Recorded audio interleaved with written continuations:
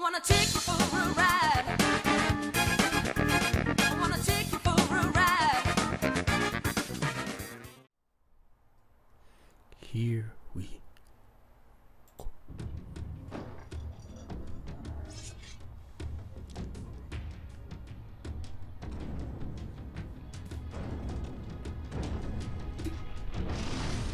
Why ain't everybody get out of there? But just the king leave.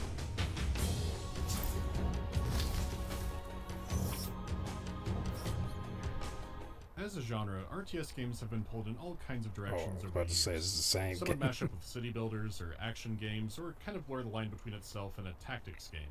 Sure, some refined the build a base and beat up your enemies formula, but getting there required some bold experiments. And this is what takes us slightly past the birth of Doom 2 and Command & Conquer to Myth. Now don't get me wrong, it's not the first ever real-time tactics game or anything like that. There were already a good chunk of others, and some got very detailed in unit management. What are their traits, what kind of socks do they wear, you know the drill. Myth is interesting because while it has small elements of that, the idea the developers had was to go make a big war game. An RTS without the resources or the base building, all fighting. And this is violence that had some scale, both on its maps and its story, which is delivered in a unique way in a tone all its own. It currently comes with a third story, the tale of getting it to fucking play, so I'll regale you with that a bit. Myth is currently in the realm of abandonware, and while I it's easy shoulda enough known. to find, getting it to run is tricky if you're not going to use a virtual machine. Luckily, there's Project Magma. This is a fan patch that adds... There's one thing I've noticed when he's reviewing these games. It's always a struggle because it seems to be always on PC. Always a struggle to get these games to play. Like, I wasn't that much of a PC player when I was younger. I had well, I mean, when I was young, we had of course, you had the SNES, and well, we also had the NES, but we had I kind of barely remember that system. I remember the SNES more, the Super Nintendo. You don't know what that is. I remember that more because I played that way more, like when I was especially like Mario games, shit like that. And of course we had the PlayStation, and then we had the PlayStation 2, and then I ended up saving up some of my money, my allowance money, and getting a Nintendo 64. Well, I saved up half of it. My dad paid the Nintendo 64, so I had both at one point until, of course, like now I got PlayStation 3 and PlayStation 4. But yeah, the only time I played, I played some point and click games on PC when I was in middle school and some in high school, and that was pretty much it. They were like just point and click mystery type games. I never really tried to get the games to play, but I've had friends who played PC games back then. They always talk about like trying to get it to play, trying to find, going reading forums like what did this person do to do this? Just like, because I remember as a kid blowing the damn controller, which I found out as an adult you're not supposed to do.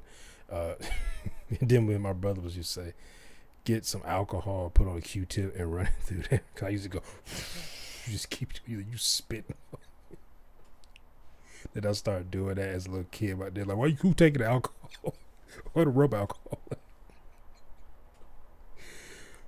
But yeah, I'm still not really a PC gamer. I'm just not really into I played on PC. I got some games that I like on PC. I got them on Steam, and I have to play them with the mouse and controller because I can't play with the mouse and keyboard. Mouse and keyboard. I can't play them with the controller because they're not compatible.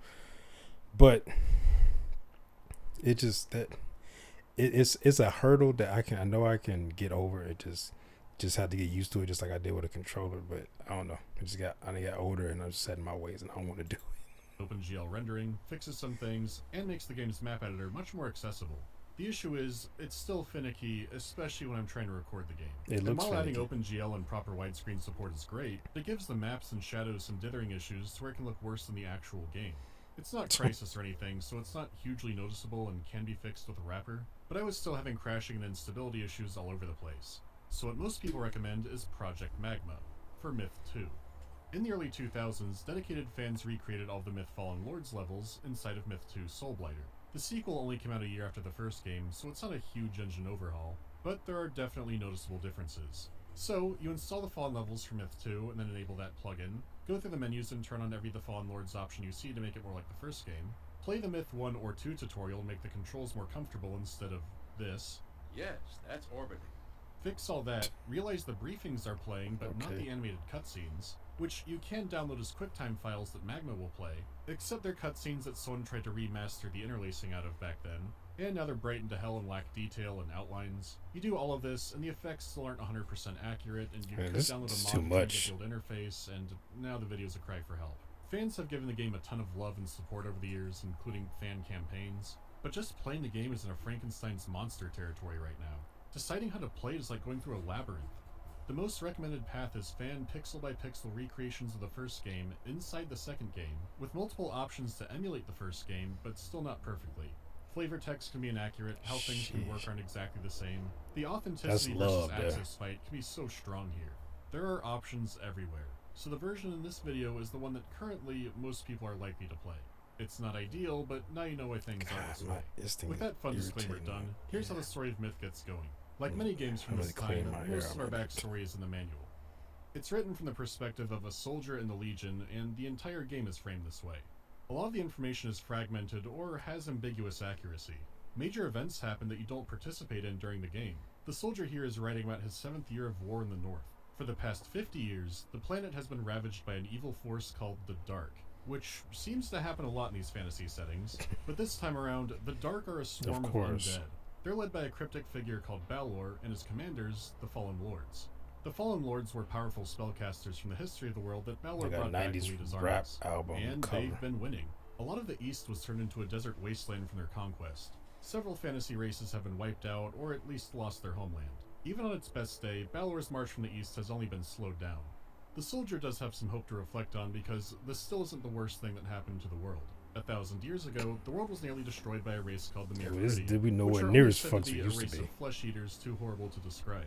Then, at the same time a mysterious comet appeared in the skies, so did the hero Connaught rise out from the east. He was not only the first human to survive them, Oh, no. but to beat them, imprisoning them in an artifact called the Tane.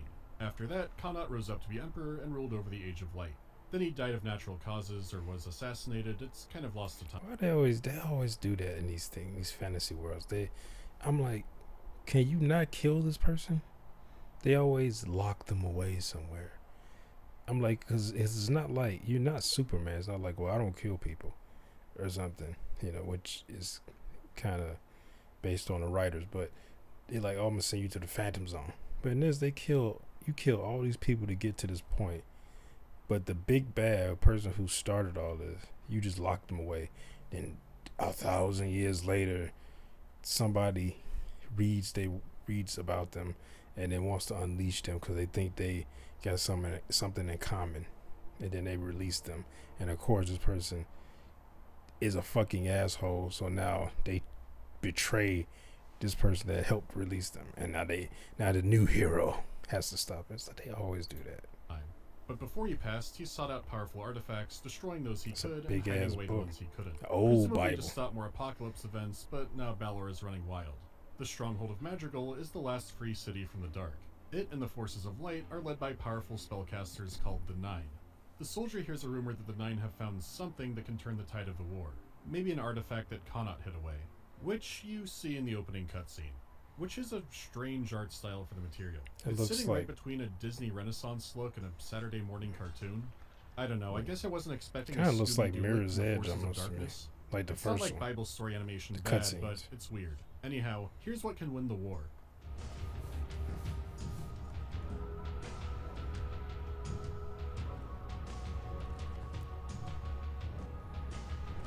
Wait a minute, wait a minute. Oh, I've seen this. He's had this in another one of his videos. This part here. Once again, Head will save the day. You campaign around what's left of the boned world and try to stop Balor and the Fallen Lords. Which Couldn't does hurt. look fairly simple gameplay-wise, but boy can this game be a lot. Let's start with the graphics. For a strategy game of its time, it's Let's pretty start. impressive looking. with a giant asterisk of for a 3D game. It doesn't quite hit that level of timeless 2D sprite work that was really hitting its stride in the early 2000s, but even though it looks comparatively barren nowadays, there's still a lot I find visually appealing about it. Granted, some effects are additions from the Myth 2 engine like water reflections, but most of what's great was there from the beginning. The art direction for the units is great and they really pop against the landscape.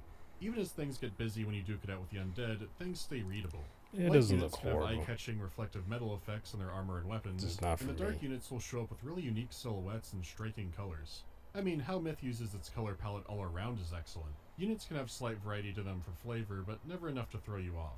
Design-wise, most of the light units especially aren't very creative.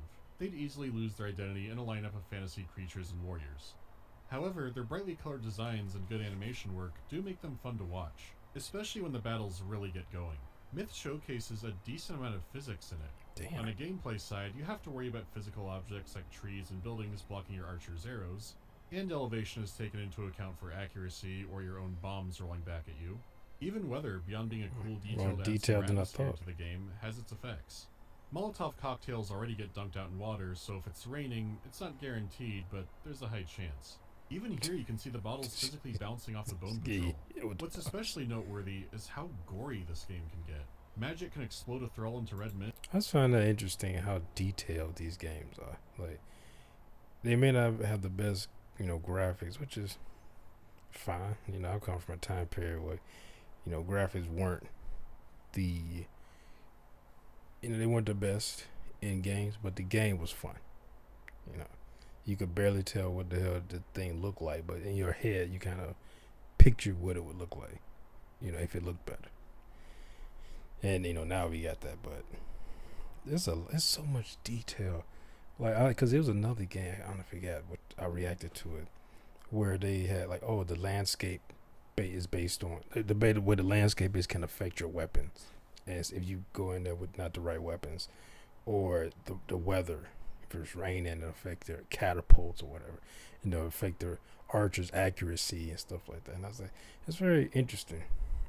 It's kind of interesting because it's like in these type of games, you could just spend hours just setting up the characters, setting up what you're trying to do, and I'm assuming you could probably play this multiple times. Like you can just I lost a lot of warriors. Let me retry that. Maybe I don't know how to. Because I'm thinking about old games where it's like, hey, you got to start over from the beginning now. There's no starting over at the last level. I remember when they started doing that, or you could restart at the beginning of the level rather than restarting the whole game over. God, I love that. Or a giant can slap an ass back into the Ptolemaic dynasty. Oh, now my ass trying to hurt. I appreciate how destructive these simple I fights won't mess can up be. this mic. The battlefields themselves can be absolutely wrecked from the carnage. Obviously, it's cool for battles to leave a giant trail of blood and debris in their wake, but it makes the combat way more satisfying and adds so much spectacle. It's a fairly simple and charming looking game without it, but with it, that adds some staying power. The actual 3D elements on the maps are very simple most of the time, but it gave it scale and they used clever techniques like painting the shadows in the ground surfaces. It's still all in service of the fights and making the big war game look appealing. Every so often you'll see some unique bits in the landscape or details that help drive the story, but that stuff is still mainly confined to the briefings. There are still times where a map will show deeper parts of the lore or add more to a mystery. It's serviceable nowadays. It's fine. You can see it. As for the sound design, it's fine. Myth is in a weird place. Based off looking at it, the game mostly sounds exactly how you think it would.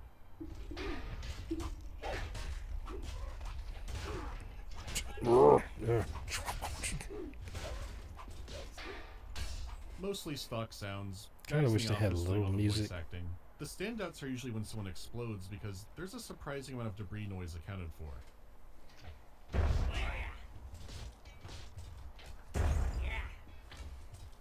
What definitely sticks out is there's no music. Missions Yeah. can have a lot of ambient sound, but that's all you're getting. Yeah, but you feel immersed. Huh. It's not just the sounds of battle, you do have your voice Oh, acting, which are and mainly your me. guys trying not to friendly fire each other. Friendly fire, that sucks. Well, I guess they're trying to be realistic. These are more extreme examples. Sorry. When you learn to place your guys properly, it doesn't happen as often, and it was never grating. Sorry about There the are more arrow to the experienced knee. voice actors in the game too, so hearing the two camps interacting can be pretty fun. Have you seen the mayor of Otter Ferry? Hell no. Sure. I passed him near the stone monument. He is a traitor to his town. Will you lead us to him? A traitor? Then let's move before he gets away. Sir, I there are just too many believe of you. them. We must retreat. No, no retreating. We No. must hold our ground. We're going to the shrine to pray for help. Then you waste your time. The gods aren't listening. It's your standard, kind of lower 90s RTS Gouda. At this point, you may be wondering where the hell that tone I mentioned earlier was coming from. Well, Myth has some phenomenal music and great voice acting, and it's all in the mission briefs. Oh, it's not an actual game. The edge of Forest Heart.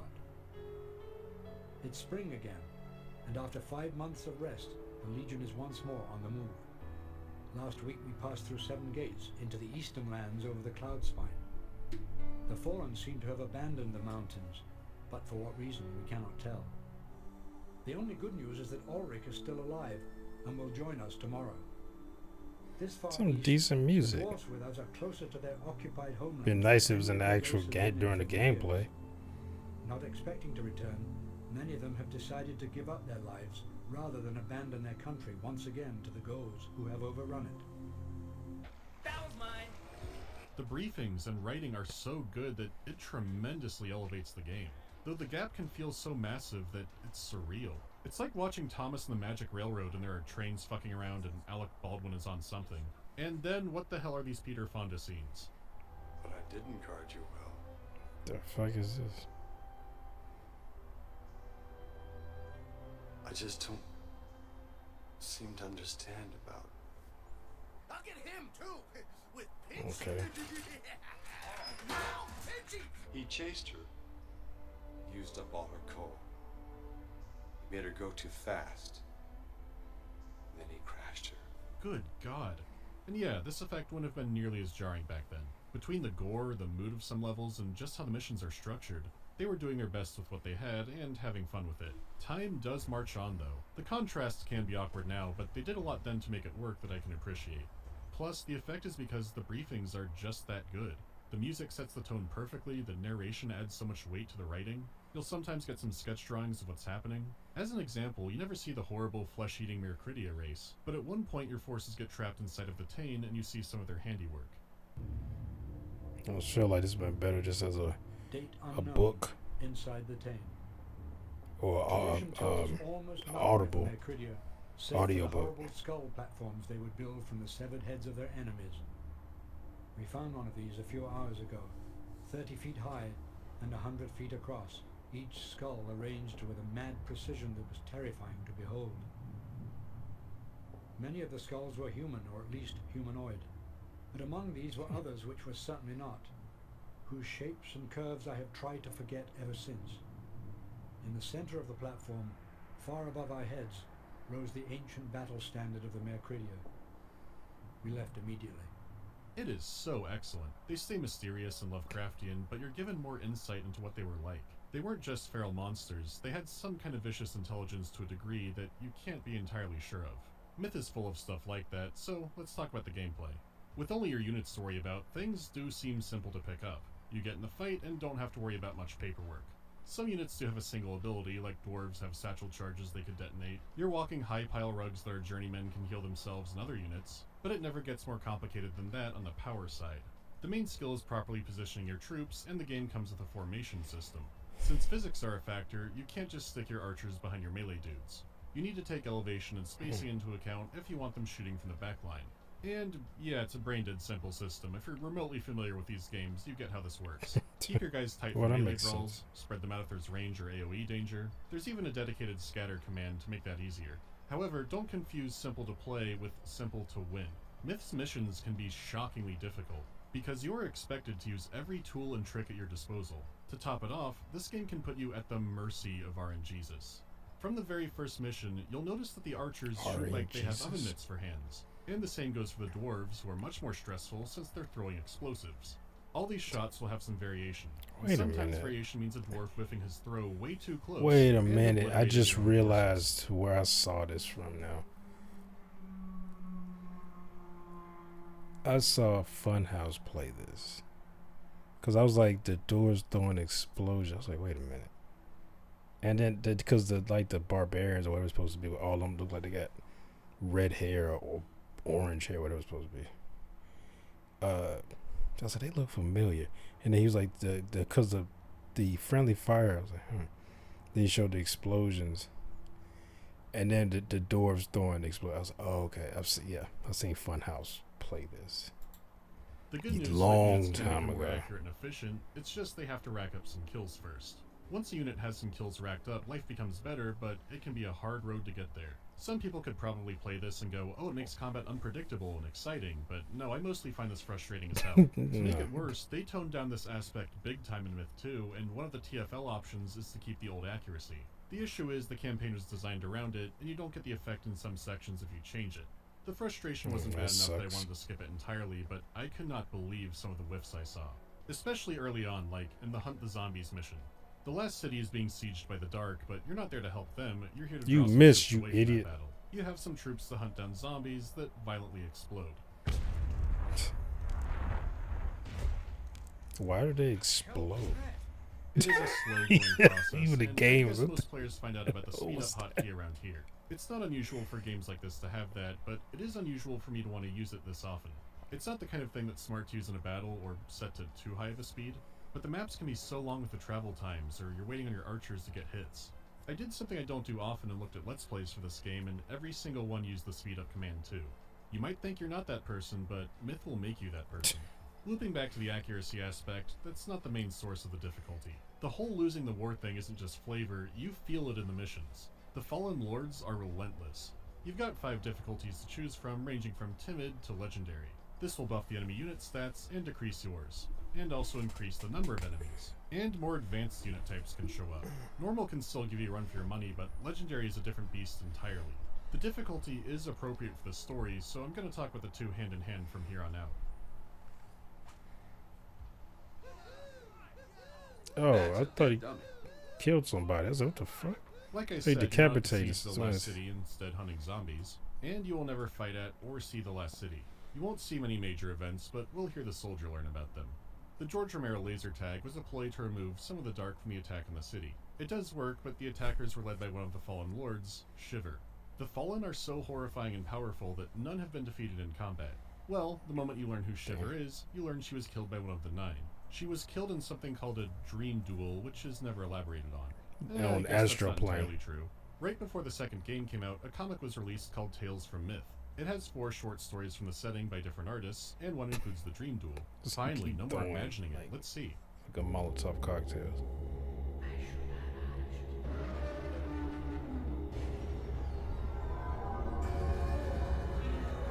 Never mind. It only says the secret to her defeat was her vanity. In the previous mission, you did have to hunt down a traitorous mayor who was betraying all of mankind to the dark. This is obviously stupid, so it implies that Shiver had some kind of power over him. Yes, that's orbiting. The secret was revealed by the Head, who claims to be an ancient enemy of Shiver and all the others. He wants the 9 and the Forces of Light to get the Total Codex. It's some kind of artifact that is hidden away in the ruined city of Covenant. For that mission, only your single journeyman can pick up the Codex, so if he dies, it's mission over. The journeymen are neat. They're basically the remains of the Praetorian Guard that served in Connaught's empire. Since that was burned down 50 years ago, they now wander the earth and fight with a shovel. They have long lives, and some have gone crazy. In the manual prologue, one shows up who is Having just a long life flat to do earther. that. He says the Earth is like a double-sided coin flipping through the air, shifting between ages of dark and light. The centrifugal force is sorcery beyond our comprehension, holding the souls of both living and dead to its surface. This is a badass thing to say to a stranger, but I have heard a similar story from a tweaker in Chicago. The fight for the Codex was already underway when you get there, and it's lying Where you right been there from in Chicago? France. Where you from? Mission He accomplished. from Chicago? After you escape. Another great detail is that the missions have unique end screen art, both for winning and for losing, which isn't something you see often compared to a mission failed screen. It's almost like they knew you were going to be own zoned. Anyways, the value of the Codex is immediately clear since it has information on things that haven't happened yet. Like one day, a man will resurrect the Mere Critia. The soldier closes the book. The fallen lord he wrestled it from is called the Watcher, and he was a supremely powerful necromancer even in life. He was imprisoned is in he the Cloud buff? Spine Mountain in the time of Connaught, and even when Balor resurrected him, his arm was left behind. From here you're trying to escape his army, and a wrong direction can mean an easy wipe. The proper war takes I focus love for a how while these- here, trying to outrun the Watcher and make it to a And these things, these fantasy or even post-apocalyptic like worlds they make, there's always big buff ass dude. I'm like, what are you eating that makes you that look that way? Like, especially in certain, and I know this is fantasy, so it's not like it's not really based on real life, obviously, but it's like, and I was thinking like Mad Max with what was that dude's name? Had the mask on. What was it like? Did they call him Humongous or Humongous or something? I don't know if that was a joke that someone made. It's been a while since I've seen that movie. I was like, why is he so buff? So like, it was the radiation. It's like it to turn you into the Hulk in that world. Except he didn't get enough radiation, so he's just buff. I don't know why they do that. It's like Conan. That moves Arnold Schwarzenegger. Where it's like, well, he's basically he's like the buffest dude. He's not the biggest dude. He's definitely the buff. Like, why is all these buff people? I was like, mountain to relink with your forces to stop another fallen lord, the Deceiver, from crossing over. You're helped by Northern Berserkers, but the Dark's forces are becoming more dangerous too. Beyond raw stats, they have innate abilities. I like that how you need to be start careful walking of. off. Thralls can ambush you from underwater, the Soulless can cross any terrain, and Ghouls can pick up weapons, limbs, bombs, or anything else to chuck back at you. The unique units, combined with the physicality of the maps, do make you approach the situations differently. So while there is slow downtime, the battles are engaging. From here you meet the Trow, who are not undead, but are part of the Dark. They were the dominant race of the planet until mistakes were made and Balor bound them to his will. Damn. These are the roided stat units. They get their ass kicked.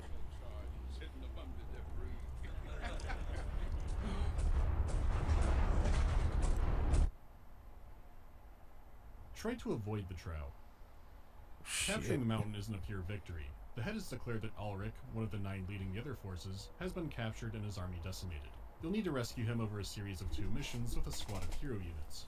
You could think it'd be something like a Command and Conquer hero mission where you're there to sneak around but feel powerful. No. This mission is maybe the most representative of the game. You need to play as tactically and carefully as possible, using all the abilities your units have. No one is allowed to die, and even on normal, you'll be facing down triple-digit enemies.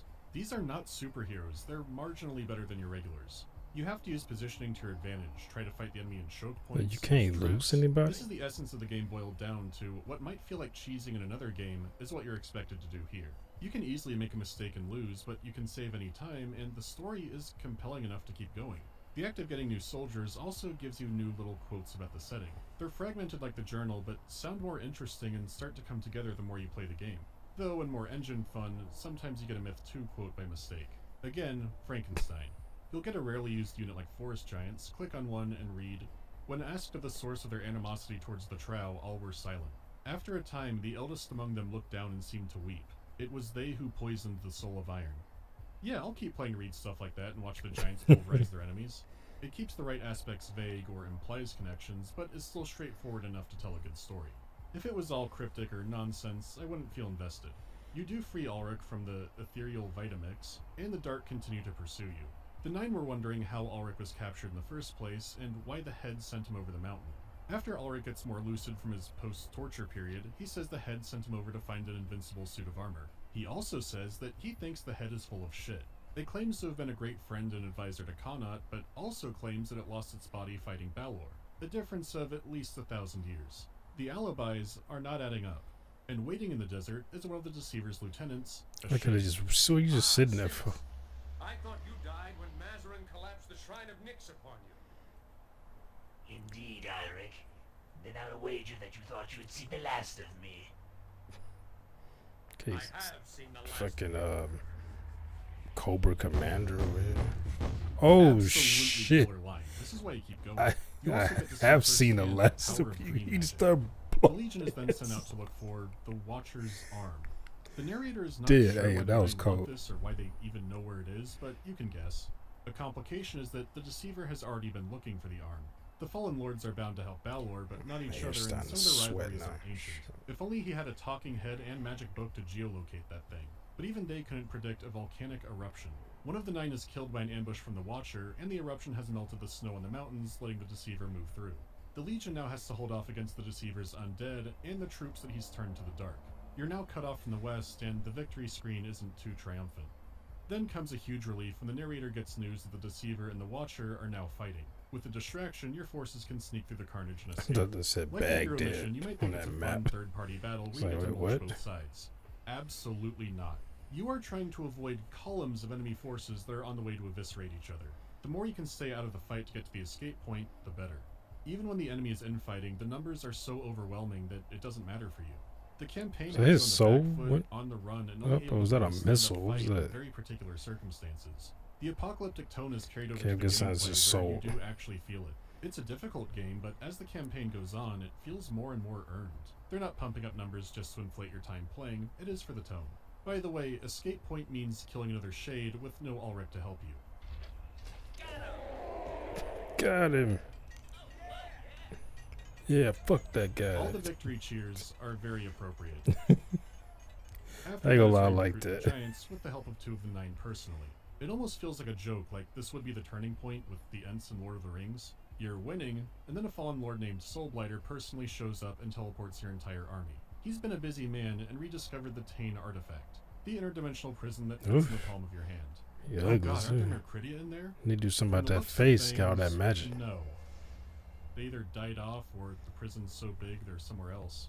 It is full of spiders and traps, and you do leave troops behind to keep going. You don't have a persistent What's army, that? but it's incredible how bad Home this stuff Alone feels. One sound of the 9 effect. figures out to escape the Tane, but it destroys it, along with himself, the other member of the 9, and thousands of men trapped inside still. Truly a taint of a Tane with only your survivors, and that Mercridia battle standard as a prize. Though you spent days trapped, for Soulblighter it was only a second or two and the Tane appeared to instantly shatter, and he took off. You get word from the main force, and it's dire. What's left of the 9 accused the head of double-crossing them, and not all of the troops agreed. A civil war erupted, and thousands of troops were killed, along with some more of the 9, which the narrator is now wondering if he should call the 3. Ulrich has joined the Legion, The and 9, joining the up with 3. main force. There's a side Goddamn story here groups. with the dwarves launching a suicidal attack against the Gulls occupying their bombed-out homeland. It starts off with a single sneaky dwarf who can call in reinforcements, but call them in carefully. By exiting the level through a cave, you can access a secret second dwarf mission. The squad is going to take down one of the Gulls' idols, and man, this is a tricky one. It's definitely the king of accuracy frustration missions, but at least it is optional. Since it's a Think he's secret mission, blowing it's up also there. framed in a fun way where it's just a rumor that the narrator isn't even sure is true. It's worth it though, because fuck them and their rock. Back on track, Ulrich says the western lands have fallen, the last city will be destroyed, and there is no hope for them. He did learn in captivity that the fallen lords are bound to Balor in such a direct way that if Balor were killed, they'd lose their powers and the undead armies would collapse. While the world burns, the Legion will set out to assassinate Balor and give life a chance. You collect an ancient bow, and this is where the purpose of the Watcher's arm is revealed. The bone in his arm has been whittled down into arrows.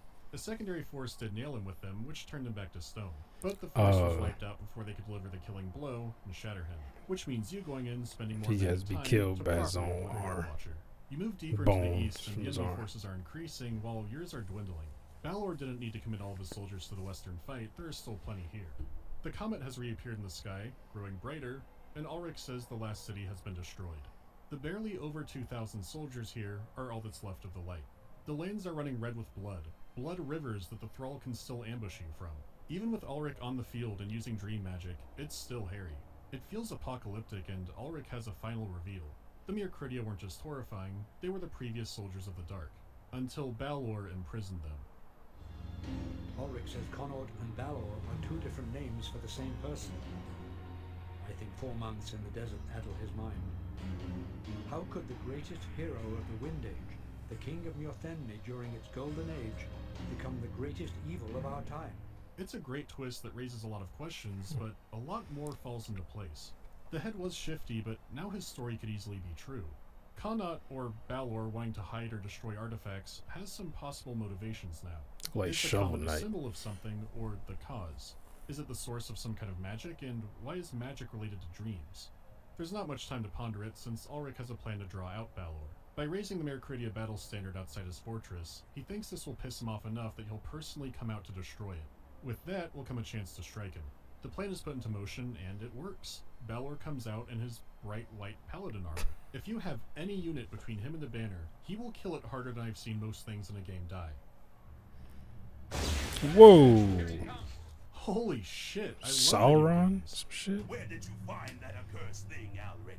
And what madness made you raise it here? Oh, for a second I thought that was James Avery's voice. Lesson for you as well. Cause he sounded like Shredder from the Balor is so powerful. it was the late '80s Teenage Mutant Ninja Turtle cartoon. This comes across as Balor toying with you and getting revenge for making him see that banner. Even now, the Dark Lord is harrowed seeing anything reminding him of the Mayor Cridia. The rest of your legion has been destroyed, Alric. What more can you do with this handful of men? What the fuck? Join me or die, Alric. You cannot hope to win Alric. this battle. I do not need to win the battle, Balor. Only to kill you. Finally, you get Ulrich close enough to immobilize him. Kill him! Kill him! Yes! The Dark Lord is defeated by a Just swarm of berserkers.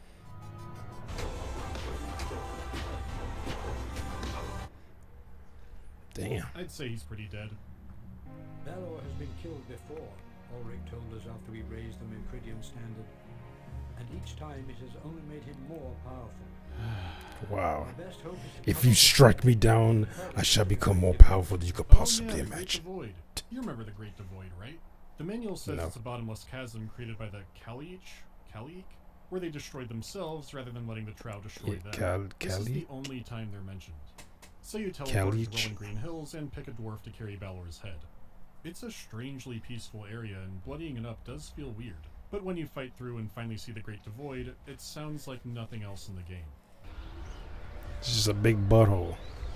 That scream roar, I know I've heard something similar before. For being a big bottomless pit, it sure is noisy down there. That race could have destroyed themselves like the story said, but could there have been something underneath the explosion? Whatever it is, Soulblight It's a wins. Snarl-like pit. He might wreck you, but if you get him first, he becomes a murder of crows. The Fallen Lords are a strange bunch. The dwarf yells Kobe, and it's all over. Surprised he didn't attach like one of those Molotov cocktails too. Just for fun. Sheesh.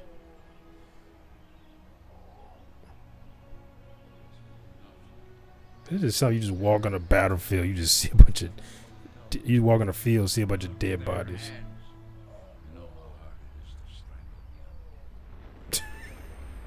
What?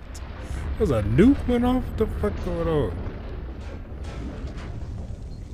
This dude down here, arm cut off.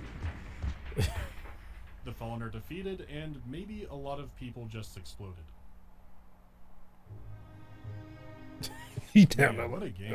The dude Games said, like wish I Rise had bigger of the hands so I could Age, strangle the Fallen strategy undead. games from this It's like, period, what? but it does so much right to stay pretty compelling anyways. The ending does leave a lot of mysteries open, but it's still a satisfying That's conclusion. where there's a myth too. The Dark were defeated at the cost of near everything, with less than 30 survivors in the Legion. The evil was defeated, but it's still bittersweet. The Myth evil such is a fascinating demolished. game.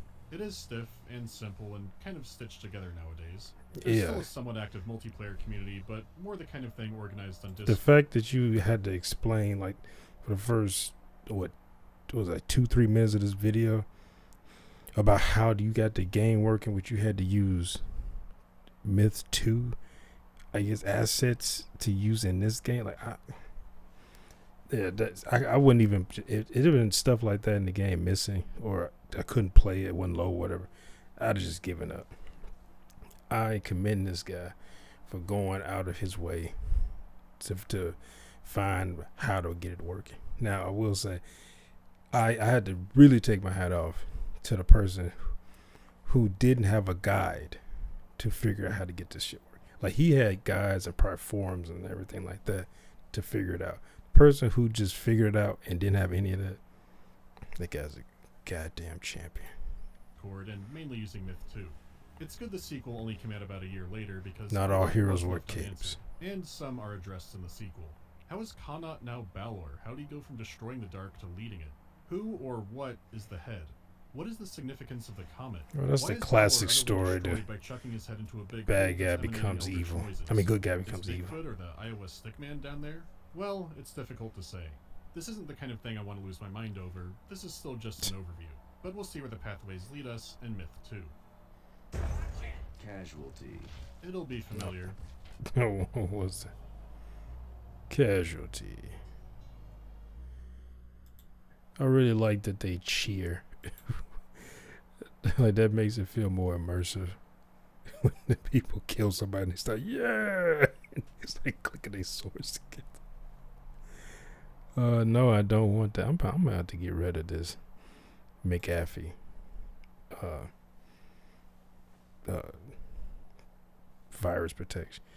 I go back with Norton because McAfee's getting on my goddamn nerves. And then the damn VPN is down most of the time, pissing me off. But that was good. That was great.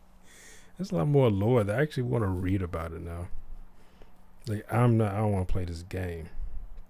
You convinced me to get Pathologic 2 because I couldn't find Pathologic 1. I forget. I think I saw somewhere said you could download it, but I bought Pathologic 2 on PlayStation.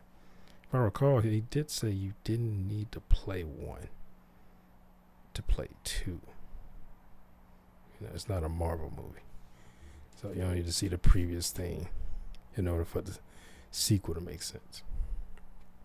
But yeah, I don't have any intention in playing this, but I would like to look up the